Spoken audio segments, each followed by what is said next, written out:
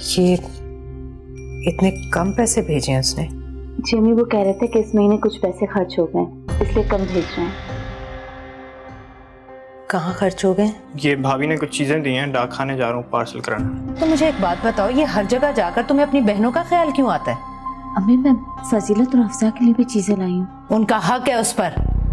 भाइयों की कमाई पर बहनों का हक होता है, लेकिन बहनों की कमाई पर सालियों का कोई हक नहीं होता।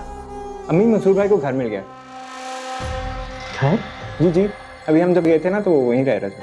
लेकिन मंसूर ने तो मुझे नहीं बताया।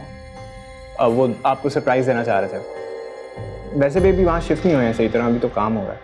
तुम लोग कहाँ ठहरे थे वहां जाकर? हम तो वहीं ठहरे थे। जब तुम लोग वहीं ठहरे थे तो शिफ्ट तो हो ही गए ना, फिर कैसा सरप्राइज? और तुमने भी आकर मुझे नहीं बताया। मंसूर भाई को बड़ी डांट पड़ी आज। क्यों? किसने डांटा? अम्मी ने।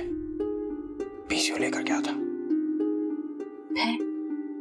फिर देखें कब आते हैं। अम्मी ने बुलवाया क्या? आने को कहा है। फोन आया था, घर में कोई बच्चा नहीं है। मैंने कहा मैं जाकर खुद ही बता दूं। फोन आया है? किसका? मंसूर का? इस वक्त कैसे कर लिया उसने फोन? मंसूर का नहीं, शहवार का।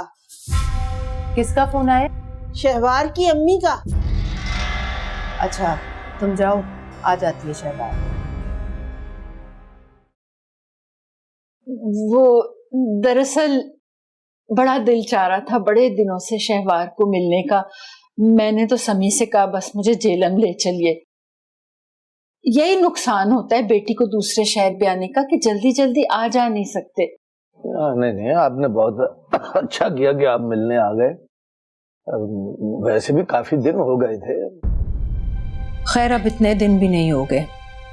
हमारे जमानों में एक शहर में रहते हुए महीनों गुजर जाते थे, माँ बाप के घर का चक्कर नहीं लगता था। अब तो हालात ही बदल गए हैं। वो दरअसल बात यह है कि हमने पहली बेटी ब्याही है ना, तो हमें आदत ही नहीं है शहवार के घर में ना होने की। बेटियां पराई होती हैं, इसलिए उनकी आदत नहीं डालनी चाहिए। भाई साहब आप कुछ लेना, आपने तो चाय के अलावा कुछ लिया ही नहीं।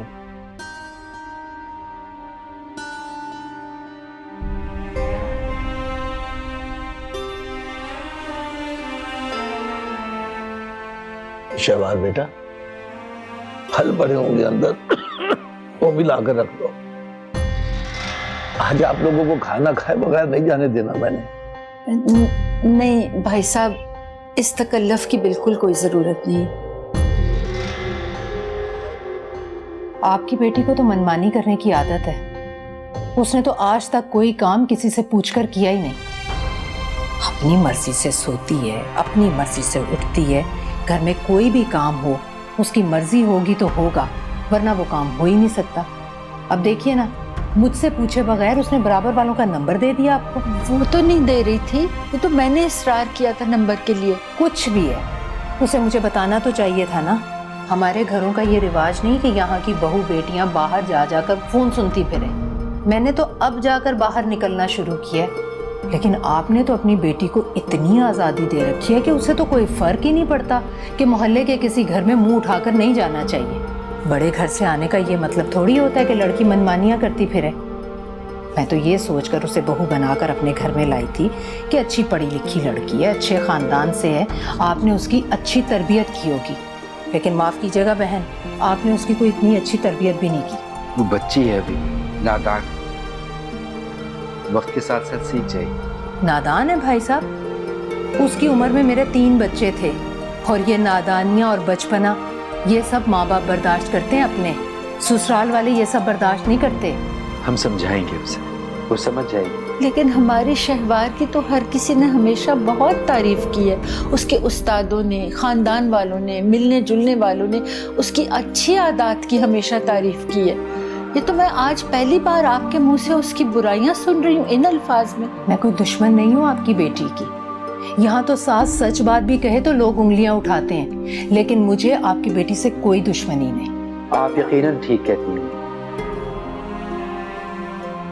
खामी हमारी बेटी में कोई ना कोई होगी, लेकिन हम उसे समझाएंगे, वो ठीक हो जाएगी।